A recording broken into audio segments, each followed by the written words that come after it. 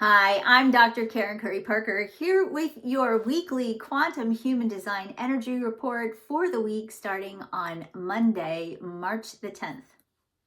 You might want to go grab a notepad, maybe a nice cup of tea or coffee, and settle in because we have so much stuff to talk about this week. So let's start first with an exploration that I want to share with you. And this is an exploration about why do we do the things that we do? And if you are like probably most people on this planet, and sometimes you do things that you know you don't want to do, or you are maybe stuck in a rut with continuing to make the same kinds of choices over and over again, I want to just start first by saying it's not really your fault. 95% of who you think you are is unconscious. That 95% is in your mind, it's in your brain, it's coded into your body, it's even in your DNA. So much of this comes from not only your human design, but also from your lived experiences. It's rooted in the way in which your energy works. And we even carry, before we're even born, ancestral programming that's influencing how you experience, how you interpret, how you react and respond to the world.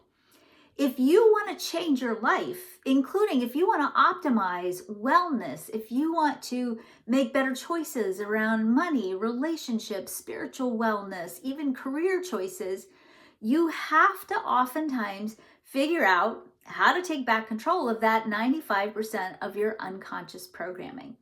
The best way to do that is to shift your focus to that 5% of who you are that you do have control over, that you are conscious of. When you strengthen that 5%, it gives you the skills and the insights that you need, the ability to take back some of the control from that unconscious 95% that's running most of the programming. Here's the first piece that you have to think about. The first thing that has to be healed in order for you to get more conscious control over who's making the decisions or what's making the decisions in your life. It starts first by reconnecting with the body. This is really the brilliance that human design brings to us. Human design, especially traditional human design, is a prescription. It's a prescription for healing the disconnect that most of us feel as a result of our conditioning, meaning when you grew up and you consciously or unconsciously made decisions to become the person society expects you to be, your family expects you to be, when you learned to follow the rules that you learned to be successful and accountable and make money in the world, when you learned to be who you need to be according to the world's rules, the society's rules, your family rules, you had to give up certain parts of yourself that maybe didn't fit in with those rules. That's called conditioning. Conditioning is very complex and it goes way beyond just the mechanics of human design. And we have a lot of science around what conditions us, what makes us become the person we have to be to fit in with the world.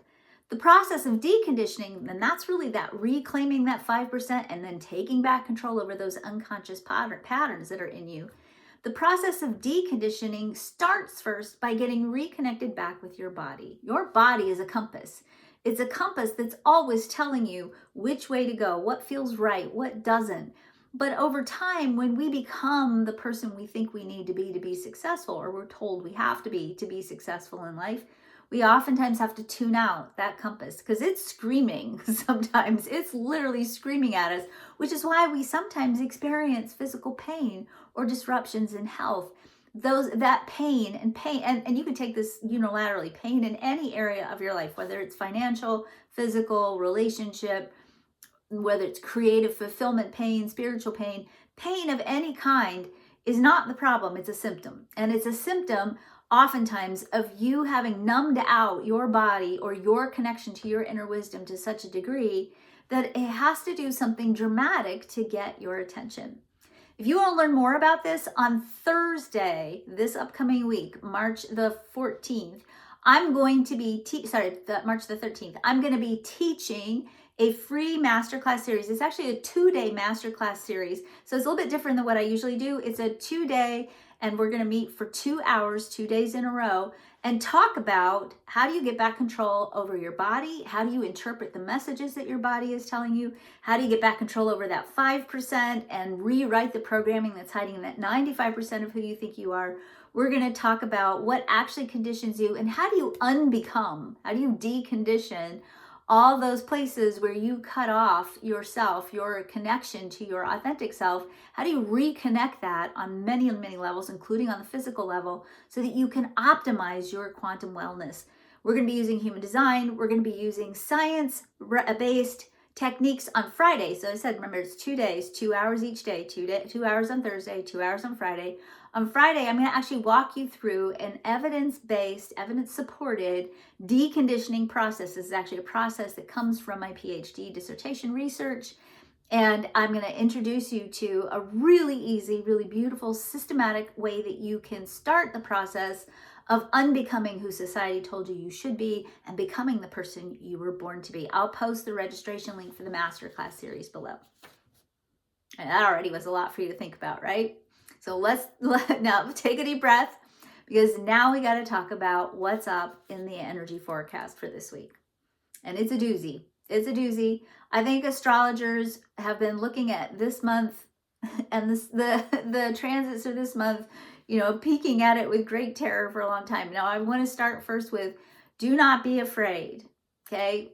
Oftentimes when we talk about planetary energies and transits, we always focus on the dark side. And so I want to bring us back to a reminder. We are talking about archetypes. We are talking about core archetypes, parts of the human story that get activated by celestial weather, by the planetary movements. Now, archetypes are neutral. They don't really have a positive or a negative meaning. They're neutral until we give it a meaning. So if you think about the archetype hermit, a hermit is basically somebody who is somewhat of an introvert who needs alone time to regenerate their energy. That's a healthy expression of hermit energy. In the shadow, that's retreating, hiding out, and maybe not doing your life purpose or your mission because you're too afraid to be seen or to reveal yourself. That's something that many second line profiles and fifth line profiles really relate to. In the in another shadow expression, that might also be an energy where you don't take the alone time that you need and you're fried and you're burned out. Maybe you're a new mom and you've got a new baby and you're touched out and you don't have any support. That's also a shadow expression of the hermit. In the high expression, the hermit retreats, integrates, takes that time that they need, and then they go back out into the world and share what they've learned from their reflection, from their integration, right? So hermit by itself doesn't really mean anything until we give it meaning, until our lives express it and experience it. And when the planets are highlighting core themes, those planets are bringing us themes, archetypes for us to explore, and an opportunity for us to rewrite any negative meanings that we might have around these archetypes. So we have conscious control over how we use the planetary weather. But we forget that sometimes, right? And we think we're a victim of the celestial weather. You're not. You have control over it, especially when you have awareness. So that might mean, though, this week that you're sitting in the bleachers eating popcorn and watching the show, because there's certainly a lot of potential for things to get very intense. But remember, this is also a curriculum. This is a soul curriculum being assigned to you by the planets, and an opportunity for you to really go deep into how do you optimize, how do you maximize your potential, how do you use these planets as a growth incentive, as a growth catalyst, so that you can make the most out of the weather in front of us. All right, we start the week with the sun highlighting the gate 22. I talked a lot about that last week. That is the energy of surrender, and it's not quitting and it's not abdicating. It's surrendering, meaning you're being sort of tasked by the sun to let go and trust the process. And the key, if you will, to letting go and trusting the process is making sure that you're holding an energy, that's faith. You're holding an energy that supports you in trusting the process. That means the work that you have to do when this energy is at play is the work that's necessary for you to be able to relax and trust the process. Oftentimes we're not relaxed and trusting the process because we haven't actually done what we need to do to trust the process, right? If you're trying to have faith, but you haven't cultivated a practice of faith, you're not directing the flow of creative energy, and you're instead flopping all over the place, no matter, depending on what emotional energy is in the environment, then you're not cultivating faith, and you're actually not doing the work necessary to be able to trust the process. So the sun is saying you got to do the work to trust the process. And the work to trust the process is, first of all, start with your mindset. Secondly, make sure the story you're telling about what you deserve and what you're capable of matches what you're intending to create. And then thirdly, you're sustaining for yourself an inner and outer environment that is supportive of whatever it is that you're seeking to create.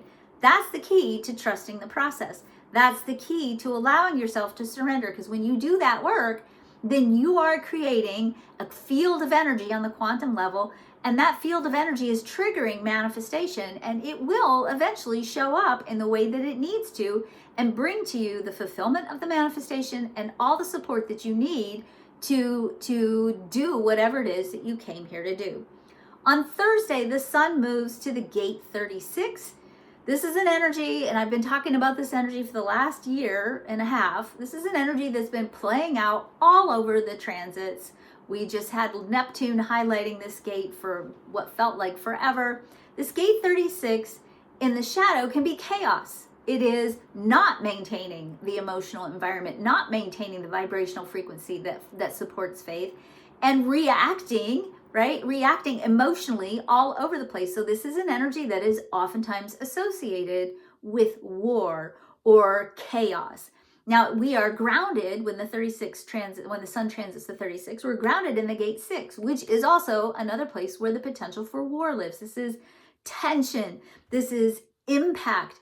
This is penetration and pushing into each other's auras, and really it has the potential to really inflame us. Now, but it's grounding energy. And that grounding comes from our own inner sense of enoughness. Again, another energy that is about faith and cultivating emotional frequencies, right? So we have this very emotional Sun-Earth transit that is also reflected in the nodes. The nodes are also transiting this gate 36 and this gate 6. Now, let's be clear that these energies can be in the shadow. Remember, we said archetypes show up in the shadow when we have negative meanings, right? But in the highest expression, these are energies that allow us to break free from old patterns. These are disruptive energies that give us openings to create new experiences, to disrupt old patterns, old limitations, and step into new cycles that are expansive and creative. So that's the high expression of these energies. And of course, this expansive potential allows us to more positively impact others, to be able to lead others into ways in which they can learn to navigate and be at peace during these disruptive cycles. So you have the power, now that you know this, to harness your frequency of faith, to stay in a state of positive expectation, to take care of your own inner sense of enoughness and your own sense of trusting the process, and even maybe trusting something bigger than yourself, source, God, whatever you want to call it. And then using that energy to impact the people around you so that you become a nexus of peace, a nexus of sustainability, a nexus of disruption that is intentional and actually allows for greater expansion rather than contraction, limitation, and fighting. Now, I just want you to be aware that this same energy, this gate 6, which is this place where there's a potential for war and fighting, tension, this gate 6 is highlighted by a lunar eclipse on Friday the 15th or the 14th, depending on where you are, right? So we have a lunar eclipse at the end of this week pushing on this energy. Now, a lunar eclipse, anytime we have an eclipse, whether it's solar or lunar, it amplifies whatever the energy is at play. So we have this lunar eclipse. It's sitting on, a full moon. With full moon is all about letting go, releasing, right? It's an energy that is about new, not necessarily new beginnings, but letting go of the old to make room for the new. So we've got this full moon energy. It's an amplified full moon energy because it's got lunar eclipse energy highlighting that gate 6. So perfect opportunity for you at the end of this week. Since we're in this season, this creative quarter that started in February, that's all about your story, perfect time for you to let go, to disrupt any old patterns that are holding you back from believing that you are absolutely capable of achieving everything you want to achieve, being the person you were born to be, and making sure that you are telling a story of your deservingness, that you are enough, that you are holding and occupying your own story of enoughness, and you are consequently conferring upon yourself, calling in the enoughness on the external world, in the external world that matches your inner sense of enoughness. So a really, really powerful, good opportunity for us to release patterns. I would also really encourage you to focus on money and finances, because this same energy is oftentimes associated with our money or our finances or our access to resources. So your own inner enoughness, anything that might be keeping you from seeing your own inner enoughness, telling a really good story about what you deserve, it's a great time for you to release all that old stuff that might be holding you back from standing in this space where you are saying, I deserve it all. I deserve to be the complete fulfillment of the story I was born to fulfill. And I'm completely capable of doing whatever it is I am tasked to do in this lifetime. That's the first big thing happening this week. Now, remember that Venus is retrograde. Venus started going retrograde on March the 1st, highlighting the gate 21, the gate of self-regulation. I'm bringing this up because at the end of this week, Mercury also goes retrograde, and Mercury starts its retrograde cycle on the gate 21, same gate that Venus started on. So we have this just huge theme right now playing out in the celestial weather that is all about self-regulation, right? So we have, let's just play this out for a minute. We've got the energy of the gate 36 playing out in the sun, playing out in the nodes, right? It's also going to be the last gate that Mercury transits through at the end of this retrograde cycle before it starts to go direct again. So we have this pattern disrupting energy that's very emotional, that can feel very chaotic in the shadow, right? And at the same time that we have all this potential for disruption and chaos in the shadow, we also have this energy that says, okay, everything feels out of control right now. But what do you have control over? Well, the only thing that you have control over is you. And so both Venus and Mercury are saying, hey, whoa, time out. You're sitting in an environment that feels very disrupted, that feels perhaps potentially very out of control, but you're only as out of control as you perceive yourself to be. So let's go back inside and let's look at, where do I need to regulate myself so that I can navigate this uncertain time and I can stay connected to my true self no matter what's happening around me. And this becomes, and this is and has been extremely important to pay attention to, because we're in this incredibly emotional season. And when we're in an emotional season that like we're in, you know, whether you're emotionally defined or emotionally open, it's going to be easy for this emotional energy to get very, very inflamed. And your job is to stand in that inflammation and not let it bother you, to hold your center, to hold your connection to your true self. And so here's some things to think about as we go through both. I think Venus and Mercury really are bringing us the same themes. And the first theme is self-regulation. What do you have control over? Oh, hey, me. I only have control over me, right? What new possibilities do you want to create or mine in this world? I like the word mining, right? When we're going to go in with our headlamps and look around and figure out where are the shiny things that we want to dig out and bring up into the light. So what new possibilities do you need to mine? Do you need to harvest? The next question that you want to ask yourself, this is again part of this Mercury retrograde cycle, and again Venus is bringing us the same themes. What's mine to do in the world? We are reconnecting back to our higher purpose in this retrograde cycle. We're going inward and we're exploring in the minds of our beingness, right? How do I manage myself? How do I regulate myself? What new possibilities are there for me to bring to the light? What is mine to do in the world? And then lastly, what old patterns do I have? What old stories am I holding on to that need to be disrupted so that I can create an opening in the next season for me to fully manifest my full potential?